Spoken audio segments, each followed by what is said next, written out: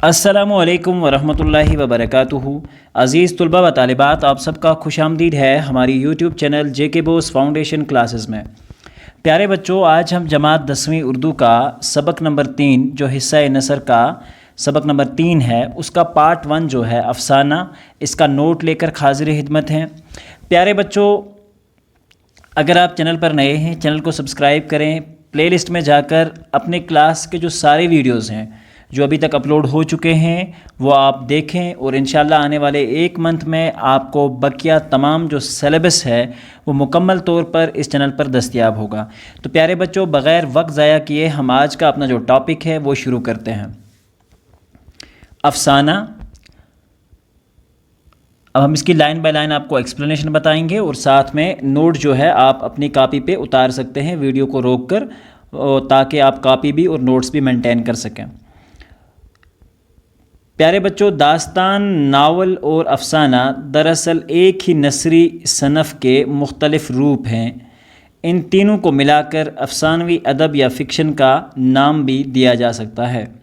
ان تینوں کی بنیادی خصوصیت ایک ہے، اور وہ ہے قصہ پن، یعنی ہر قدم پر یہ جاننے کی خواہش کہ آگے کیا ہو اور اس کے بعد کیا ہونے والا ہے۔ یہ کہانی پن یا قصہ پن ہی فکشن کی جان ہے۔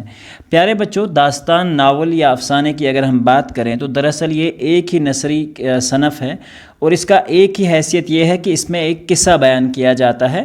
اب قصے کے پہلو ڈیفرنٹ ہوتے ہیں اور قصے کی ترتیب تھوڑی سی ڈیفرنٹ ہوتی ہے، اور ان تینوں کو اگر ہم ملائیں تو افسانوی ادب یا فکشن کا نام بھی اس کو ہم دے سکتے ہیں۔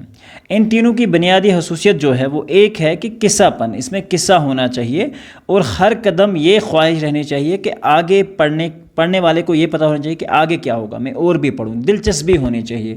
یہ کہانی پن یا قصہ پن ہی فکشن کی جان ہے۔ تو پہلا پیرا یہاں مکمل ہوتا ہے۔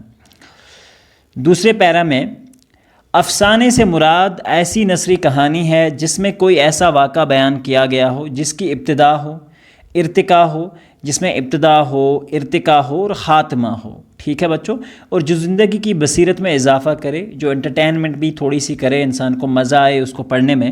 دوسرے لفظوں میں وہ نثری کہانی جس میں زندگی کے کسی ایسے گوشے کے ایک گوشہ یا رخ کو کم سے کم الفاظ میں اجاگر کیا جائے۔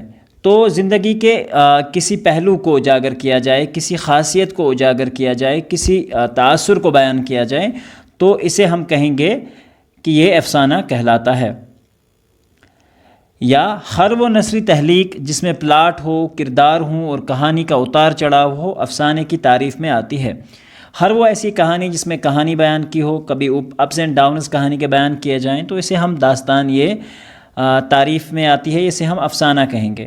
افسانہ ایک ایسی نصف فکری داستان کو کہتے ہیں جس میں ایک خاص کردار ہو، ایک خاص واقعہ بیان کیا جائے۔ ٹھیک ہے بچوں، ایک تجربے کی وضاحت کی گئی ہو یا کسی ایکسپیرینس کو شیئر کیا گیا ہو، نیز اس کے پلاٹ کی تفصیل اس قدر منظم طریقے سے بیان کی گئی ہو کہ اس سے تاثر کی وحدیت نمایاں ہو۔ تو پیارے بچوں، یہ اس طرح سے بیان کیا جانا چاہیے۔ یہ ناول جو ہوتی ہے، افسانہ جو ہے، اس کو ہم ایسے بیان کریں کہ یہ ایک پراپر وے میں ہو، ایک منظم طریقہ اس کے اندر ہو، اور یہ ایک اثر انداز ہو۔ ٹھیک ہے بچوں، نیکسٹ، اردو ادب کے پہلے افسانہ نگار جو ہیں منشی پریم چند کہے جا سکتے ہیں۔ اردو ادب کی اگر ہم بات کریں تو منشی پریم چند جو ہیں پہلے افسانہ نثار کہے جا سکتے ہیں، کیونکہ ان کے افسانے میں یہ تمام خصوصیات موجود ہیں۔ جیسا کہ ہمارا لیسن پریم چند جو ہے اس کے بعد جو آنے والا ہے، تو اس میں آپ یہ بآسانی دیکھ سکتے ہیں کہ کس طرح منشی پریم چند، کس طرح سے پنڈت چندردر کو ایک کردار بنا کر ان کی ایک خاصیت کو بیان کیا گیا ہے، اور ایک خاص واقعے سے ان کو منسلک کیا گیا ہے۔ پریم چند نے جو اصلاح پسندی کے رجحان کو پوری قوت کے ساتھ افسانوں کے ذریعے پیش کیا، تو پریم چند ایک ایسے رائٹر ہیں یا ایک ایسے مصنف ہیں جنہوں نے اصلاح پسندی، تہذیب یافتہ قوم کی طریقے اور ان کی اصلاح کو، رجحان کو پوری قوت کے ساتھ افسانوں کے ذریعے ہمارے سامنے پیش کیا۔ سلطان حیدر جوش بھی ابتدائی دور کے افسانہ نگاروں میں سے ایک ہیں۔ ابتدائی دور کے رومانی افسانہ نگاروں میں نیاز فتح پوری، سجاد یلدرم اور حجاب امتیاز علی کے نام قابل ذکر ہیں۔ اردو زبان میں افسانوں کا گراں قدر سرمایہ موجود ہے، اور اردو افسانوں میں اگر دیکھیں تو بہت سارے افسانے جو ہیں وہ ابھی تک لکھے جا چکے ہیں، اور بہت سارے ابھی موجود ہیں اور ابھی بھی لکھے جا رہے ہیں۔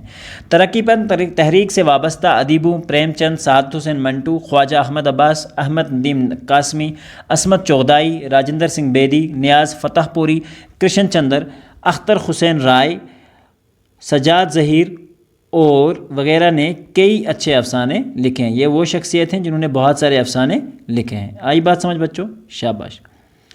اگلا جو اس کا لاسٹ پیج جو ہے اس نوٹ کا، اردو کا موجودہ افسانہ دراصل داستان اور ناول کی ترقی یافتہ صورت ہے، جیسے ہم پہلے بھی بیان کر چکے ہیں اس چیز کو، جس کو انگریزی میں شارٹ سٹوری کہا جاتا ہے، اور انگریزی میں اسی چیز کو ہم شارٹ سٹوری کہتے ہیں، ٹھیک ہے، ایک چھوٹی کہانی، لیکن اپنی محسوس روایت کے اعتبار سے افسانہ داستان اور ناول سے مختلف صنف ہے، ٹھیک ہے۔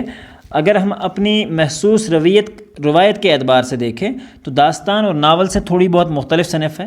افسانہ کی چند امتیازی خصوصیات کہ افسانہ ایک محدود ہونا چاہیے، محدودیت ہونی چاہیے، اختصار اس کے اندر پیدا ہونا چاہیے، وحدت زمان و مکان، زمانے کی کچھ بڑائی چڑھائی بھی بیان کی گئی ہو، یہ ساری چیزیں بھی ہوں، ٹھیک ہے بچوں۔ وحدت کردار بھی موجود ہو، موضوع کی عمدگی میں موجود ہو، دلچسپی کا عنصر ہو، مربوط انداز ہو، ایک پراپر وے ہو جس میں پڑھنے والے کو بڑا ہی لطف اندوز ہو، جو بھی قاری ہو اس کا پڑھنے والا ہو اس کو مزہ آئے اس کو پڑھنے میں اور دلچسپی پیدا ہو، مشاہدے کا عنصر ہو، نظم و ضبط ہو، کردار نگاری ہو، منظر کشی ہو، مقصدیت ہو۔ دوسرا یہ ہے کہ مشاہدے کا عنصر جو کہلاتا ہے، نظم و ضبط ہونا ہے کہ ہم کسی کمیونٹی کو ٹارگٹ نہ کر رہے ہوں، کسی پراپر ایرا کو ٹارگٹ نہ کر رہے ہوں، ہم ایک پراپر نظم و ضبط سے اور ایک پراپر ڈسپلن سے اس چیز کو بیان کریں۔ افسانے کے ظاہری اور معنوی حدود خال کی ترتیب جو ہے تشکیل کریں اگر، اور تہذیب کے لیے اگر افسانہ نگار کو بالعموم ذیل کے فکر و مراحل میں سے گزرنا پڑتا ہے۔ سب سے پہلے افسانے کا ایک موضوع کا انتخاب کرنا پڑتا ہے کہ افسانے کا موضوع کیا رہے گا، عنوان پھر ڈسکس کرنا پڑتا ہے کہ اس کا ہم ٹاپک کیا رکھیں، نام کیا رکھیں، تمہید جو ہے، پلاٹ جو ہے، مکالمے، بات چیت جو ہے ایک دوسرے کے بیچ میں، جیسے اس افسانے میں عبرت میں آپ دیکھو گے کہ جو مسافر ٹرین میں سوار ہوتے ہیں ان کے اور داروغہ جی کے بیچ میں جو بات چیت ہوتی ہے وہ کس طرح کی ہے، تو اس طرح کے مکالمے جو ہوتے ہیں وہ پیش کیے جائیں، اور اس کا آخر میں نقطہ عریج ہو، کلائمیکس ہو، یا اختتام ہم کہیں، اختتام افسانہ جسے ہم کہتے ہیں وہ موجود ہو۔ تو پیارے بچوں، ہم امید کرتے ہیں کہ آج کا یہ ویڈیو آپ کو پسند آیا ہوگا۔ ویڈیو کو آپ ٹائم سے ٹائم روک کر اس کا اسکرین شاٹس اتار سکتے ہیں، یا ویڈیو کو روک کر آپ باضابطہ اپنی کاپی میں لکھ سکتے ہیں۔ تو پیارے بچوں، ملتے ہیں اگلے ویڈیو میں جس میں ہم ڈسکس کریں گے منشی پریم چند کی حالات زندگی اور ادبی کارنامے۔ تب تک کے لیے اللہ حافظ و نگہبان۔